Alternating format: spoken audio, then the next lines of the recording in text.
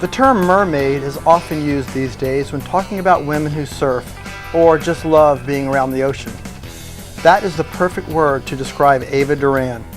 Not only is Ava an avid surfer, she's also an artist, a yoga teacher, massage therapist, jewelry maker, a beautiful soul, and a force of positive energy. Ava started surfing in 1985 on a 6'6" clay Bennett. Sam Brinkley, now Ryan, introduced Ava to the Eastern Surfing Association competition program, which helped advance her surfing.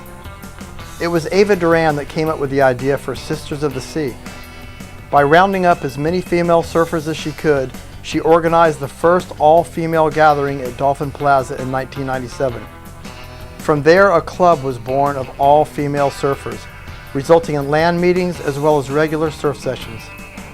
In 1999, fellow sister Kim Eligado convinced the girls to put on an all-girls surf contest by the same name, which would serve as a fundraiser for breast cancer research in honor of Hawaiian Rel's son.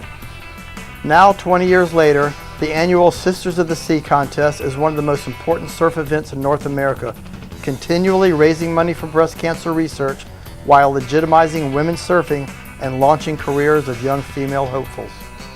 The level of stoke and camaraderie at this event is really something to witness. Today, Ava can be seen at the poles riding her new 810 Mermaid longboard by Roseau and exuding the sweetness for which she is known.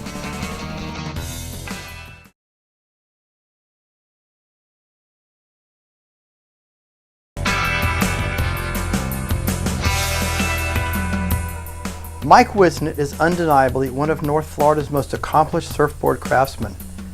But as a three-time winner of the Surf Expo's Shape-Off competition, the Wiz could be considered one of the world's elite when it comes to shaping the perfect surfboard. Over the past 30 years, Mike has shaped for many of the area's top amateurs and professionals. Working closely with team rider Kyle McCarthy, Mike was able to fine-tune his shaping to perfect the high-performance shortboard. Mike's surfing career began in the early 70s at the Atlantic Beach Pier, which at the time was a hidden gem of good surf and burgeoning talent. A place where the hottest surfers in town were leading the way for the next generation of North Florida surf rats. Guys like Bruce Cleland, Dick Roseborough, Larry Minyard, and Joe Rowland all surfed the Atlantic Beach Pier on a regular basis. In 1973, while in the 10th grade at Fletcher High School, local board builder Winnie Strickland recruited the young Whisnant to surf on his team and made Mike his official sander.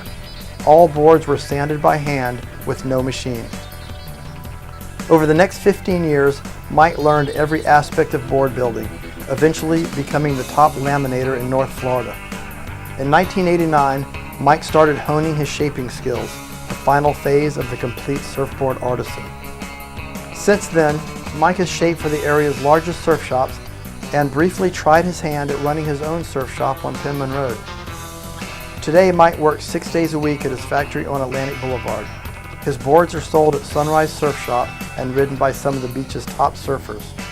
When the waves get good, Mike can be found surfing at Dolphin Plaza with his son Matt, one of North Florida's most underrated surfers.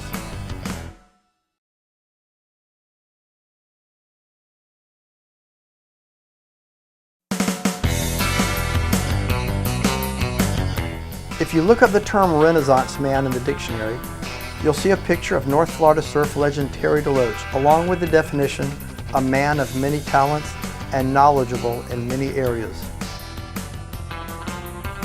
Terry is widely known among the surf community as someone who rips on a shortboard way beyond his years. What they probably don't know is that Terry is an accomplished artist, successful businessman, husband, dog lover, martial artist, and public servant. His daily pre-dawn workout in the gym ends before the sun is even close to the horizon. Then at first light, he posts the first accurate surf report of the day as he walks his dog on the beach. Terry grew up in South Jacks Beach. He started surfing in 1966 at age 12 in the shadows of his two older brothers and other neighborhood kids like Tim Ellis and Flan Sharp. By 1969, at age 15, Terry and several of his schoolmates, including Clay Bennett, were invited to be on the Bing Surfboards competition team through Hickson's Surf Shop. From there, Terry and Clay switched to the Hobie team while still in high school. The Hobie team consisted of Gary Proper and Greg Lohr, two of the East Coast's best surfers.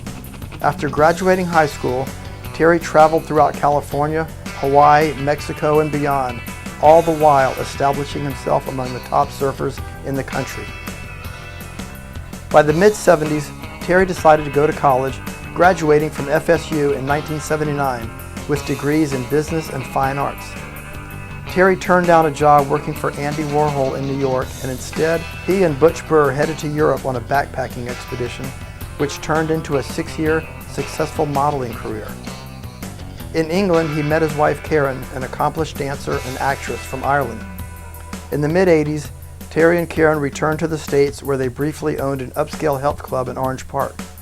It was at this time that Terry got back into surfing and began dominating local competition, as well as regionals and eastern events in Cape Hatteras.